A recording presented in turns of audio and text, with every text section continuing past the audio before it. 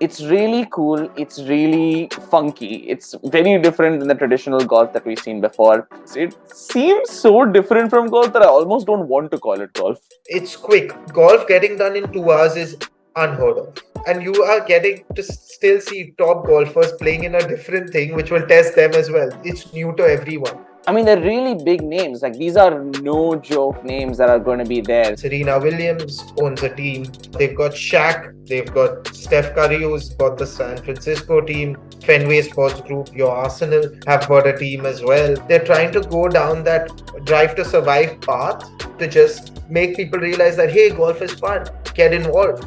Is this just going to be a fad where we see it 1 or 2 years and then we're like, yeah, okay, it was cool.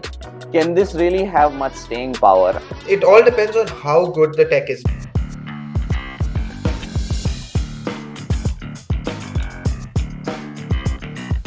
Hey everyone, welcome back to an all new episode of All About Sports, the podcast, a weekly sports podcast by the fans for the fans. Joining me today is Rishabh Krishnan. Hey everyone. And I'm your host, Mazhar. And before we get into this week's episode, just a quick reminder on what we covered last week. So last week, Krishnan and I discussed Forest Green Rovers, so the world's greenest football club, its functioning, how it became so sustainable, and why FIFA called it the world's greenest football club, and a lot more around the ownership and the structure and what all they've achieved. They're going through a rough patch, but anyway, a story worth knowing. So do check that out. It's an awesome episode.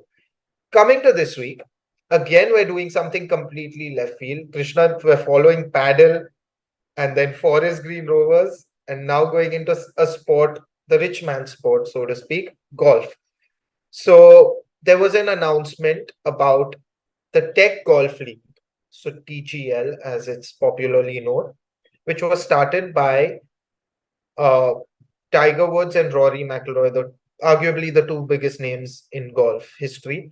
So they unfortunately have had to push their launch date because of some issues due to a storm, I believe, in Florida, and there was damages done. I don't know why, but basically the roof of whatever they were preparing, that setup, was destroyed due to some issues.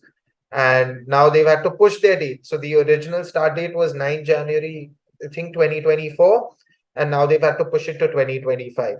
Now to just share some more details on what TGL is and what's going on, what the plan is of the likes of Tiger Woods and Rory McIlroy, I'm going to let Krishnan take over. So Krishnan, the floor is yours.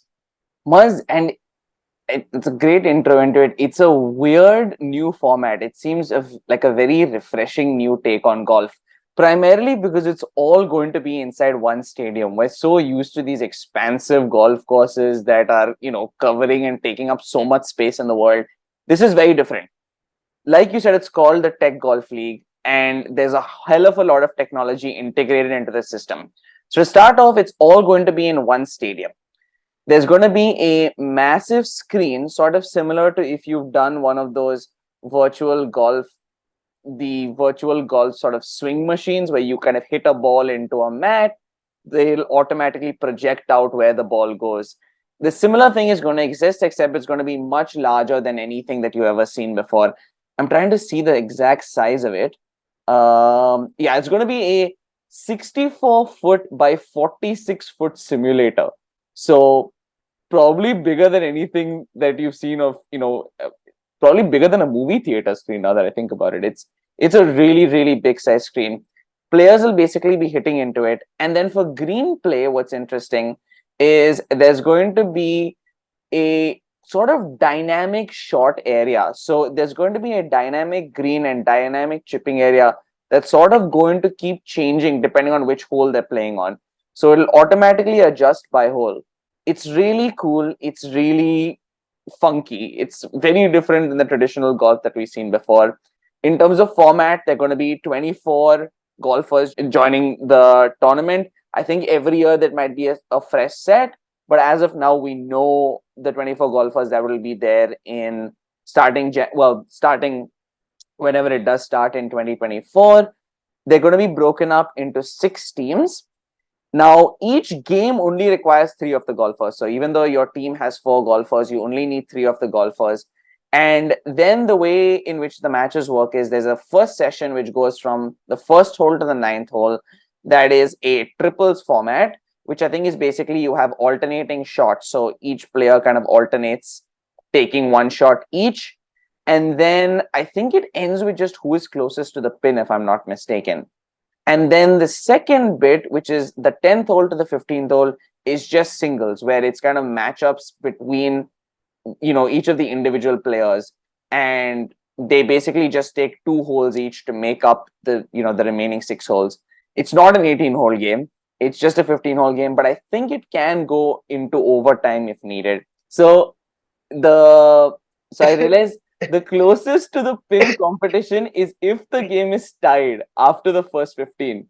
So because there's that dynamic putting and chipping area, they will till the 15th hole, it's like get it into the hole.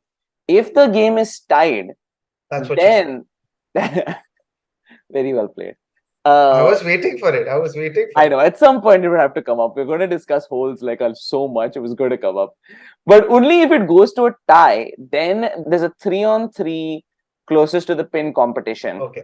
That I think settles it. But for the first 15 holes, it's like getting it. It's going in the hole. There's no way to avoid it. There is then a point system based on the teams that are most successful. The best 4 teams basically go into a semi-final, and there's a final.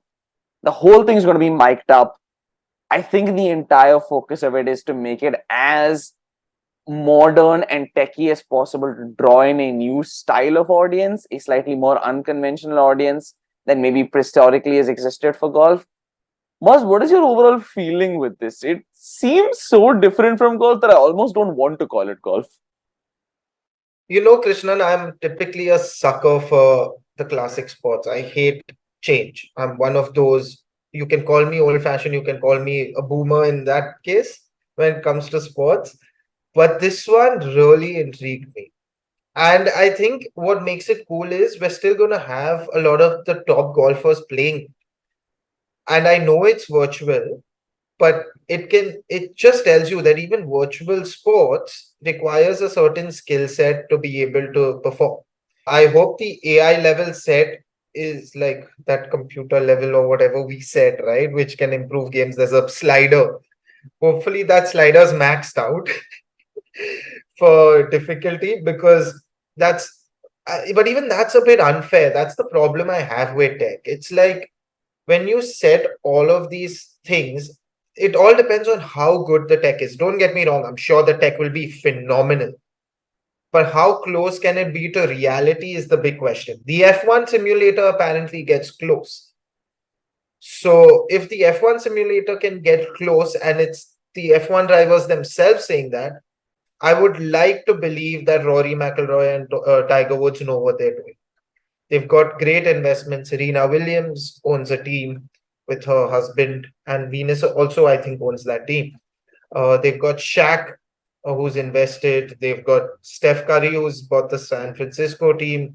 Fenway Sports Group, your Arsenal, have got a team as well. Boston, of course, one city I'm not interested in. But but the point is that they know what they're doing, and I would like to believe that it's going to be very exciting. It's definitely something that I will tune into. I have watched golf in the past. It's tested my patience. Love playing it. It's extremely hard. That's why I stick to putting. I think the aim is to wrap up within a couple of hours as well. And I love the format where they'll alternate shots also for a lot of the holes. So all 3 players will basically take one alternative shots. So yes, so that is also a very cool concept according to me.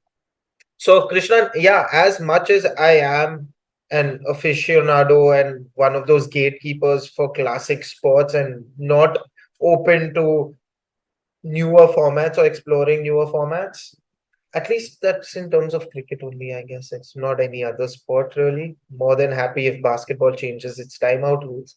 But I think this is a great initiative. I think it's cool, especially with the entire live in PGA fiasco that golf was going through, which was very sad for the sport. I'm glad that's also about to be resolved. For all those viewers who don't know, Live Golf is the Saudi run golf tournament, which was created to rival the PGA Tour. And what's happened now is the PGA Tour and Live are going to merge because clearly PGA realized they can't match up with the financial and lucrative opportunity that Live was creating, which meant that a lot of golfers were transitioning out of the PGA circuit and moving on to play in Live. So they've gone ahead and merged, not yet. It's in the works because it's a very complex and tedious process given that the Saudi Public Investment Fund is involved. So that's going to take time. So in 2024, both leagues will coexist separately, but at the same time, they are planning to transition their assets into a joint sort of structure, including the DP World Tour as well, which is the European Golf Circuit, the European Golf Tour, which is again interesting because that is sponsored by Dubai, by UAE. The DP is a Dubai-based company, so you have UAE, Saudi, and the US. Who would have thought, right? Money makes the world go round. And again, one more money plug into our podcast. Now, coming back, Krishna, I'm going to put this to you. I'm personally a big fan of the format of the TGL. I think it works. Like you said, their aim is to tap into a new audience. It's quick. Golf getting done in 2 hours is unheard of, right? And you are getting to still see top golfers playing in a different thing, which will test them as well. It's new to everyone.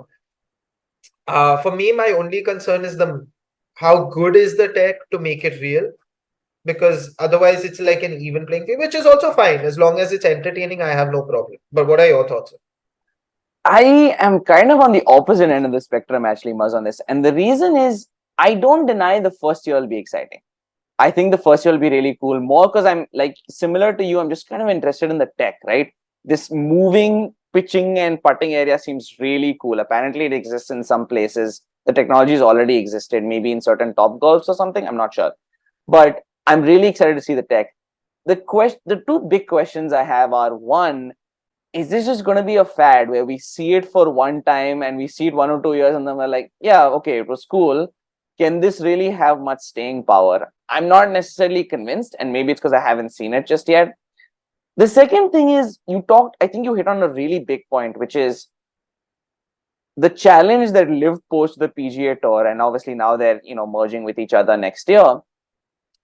The big reason for the tension between those two groups, I think, was fundamentally the fact that golf, but very similar to tennis, players just, you eat what you hunt. So if you don't make the cut, if you don't do well in a tournament, you're not bringing home any money. There is no money that you're bringing home.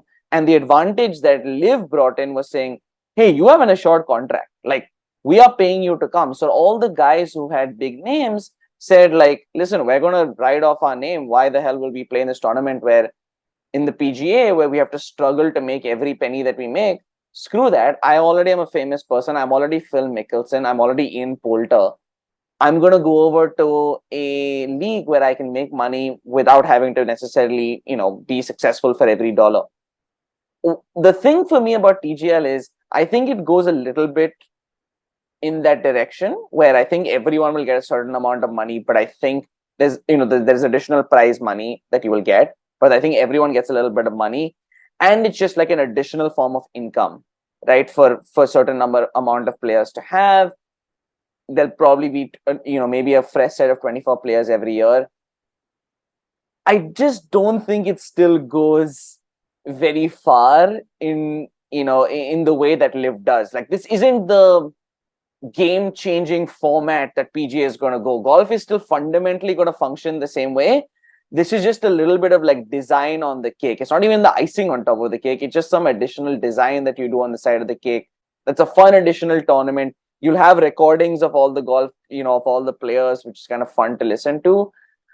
I guess after all the drama of Live, I expected PGA and the golfers to have a bigger sort of reformat or reshake up of golf.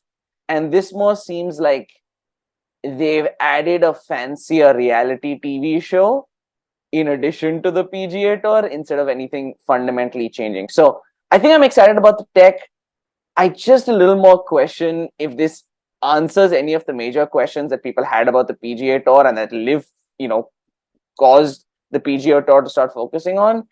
And B, I'm just not so sure what the lasting power of this thing is. I'm a little torn, to be honest. I'm excited because it's Tiger and McIlroy, so I assume there's got to be some substance beneath it. But currently, I'm a little bit cynical, if I'm being honest. I've taken up your role as the gatekeeper of sports, Mars. So, Krishna, I don't think it's trying to reform the game. I don't think it's trying to even go at loggerheads with the regular tours. I think what they're just trying to do is make it a bit more accessible and a bit more fun and show the fun side of golf to a lot of the audience. I think it's just like you said, it is just a design to a cake that they are trying to get at. I don't think they want to make it a regular thing. It's more so, like you said, fancy reality show is TV is what they're trying to do with it. They're trying to go down that drive to survive path to just make people realize that, hey, golf is fun, get involved, play. Only problem is they've forgotten one major aspect. Golf is always going to be a rich person's sport. No two ways about it. So even if you're making it tech's also expensive. You still have to fund yourselves. You can go and watch, of course, but the tickets will be ridiculously expensive as well. So it's just like, yeah, watch it on TV, fine, great. Yes, you're trying to motivate people, but dude, it's such a first world thing, yeah. It's such a first world thing. So they have the right intentions, but if they are thinking about it helping grow the sport leaps and bounds, I don't see that happening. Yeah, me neither. And I agree. I agree with you. I actually agree with your point that I don't think, and I think we kind of see that. I think to your point, right? It's 2 hours and it's 15 games. Like it's not a huge commitment per se, right? It's very easy to integrate it with the rest of the tour, which I think is intentional. So they're definitely not trying to make it be something that takes away from the PGA Tour. But I guess that in itself, I'm questioning is like, I just thought they would do more to change the PGA Tour fundamentally, and this is not it. There'll probably be more stuff coming. And Krishnan, so like they've made sure that they've pushed the date to 2025 because of all the damage caused for a reason. They was so set to launch on 9 January 24, but the reason why they pushed that was damages, and obviously it'll take time, but at the same time they didn't want it to clash with anything else. So that was the reason they've pushed it to 2025. Because they're like, okay, the calendar's set for now. So where can we slot it in? Okay, we can't slot it in now in Jan, which was free because like the venue won't be ready. So now they just pushed it all the way to the year after because they're like, okay, we can't slot it in here, here, here. So let's just push it next time. Then they're literally using it as a facilitator to improve the game. Like not improve the game, but to potentially just create something different and something unique and add a different element to sport. I mean, esports has worked, right? I don't see why this can't as well then. That is my personal take, and I'm quite excited, and I'm definitely going to be tuning in 2025. And just two other quick things, that we maybe didn't bring up earlier. First off, you're right. They're trying to add a lot of drama to it. There's actually going to be a shot clock, which I just saw, where there's a 40-second shot clock between shots. Because I guess there's no walking, right? They just have to keep hitting shots into a screen, barring getting the chipping and putting. But chipping and putting, the distance won't be very long. So there's a 40-second shot clock. So there's going to be a little less, spending time waiting as players walk between places and all that. All that's not there. The timer is, running as soon as you hit the ball. The quick thing I wanted to just talk, you alluded to this already, but I just wanted to reiterate the fact, some of the big names that are going to be playing here. You already mentioned Tiger Woods, Rory McIlroy. Justin Thomas is signed up. Colin Morikawa, Ricky Fowler, Matt Fitzpatrick, Max Homa, Xander Schauffele, Justin Rose, Adam Scott. I mean, they're really big names. Like, these are no joke names that are going to be there. So they will at least drive one season of viewing. Just the names that are there, right? Like, you know, we've spoken about this a little bit when we talk about golf. No matter which tournament Tiger Woods is at, people are walking behind Tiger Woods. So I think with the players that they have gotten, there is an assurance that season one will get some viewership, if not significant viewership. The other quick thing I wanted to mention was just how much money there is in it. The total pot for I think for the entire tournament is 21 million, and the winner themselves will take home 9 million. So, and if you split that up amongst 4 players, that's 2.25 million per player, which is not insignificant, because I think the winner of the Masters wins about 3 or 4 million, is what I was looking up. So it's not an insignificant amount to win.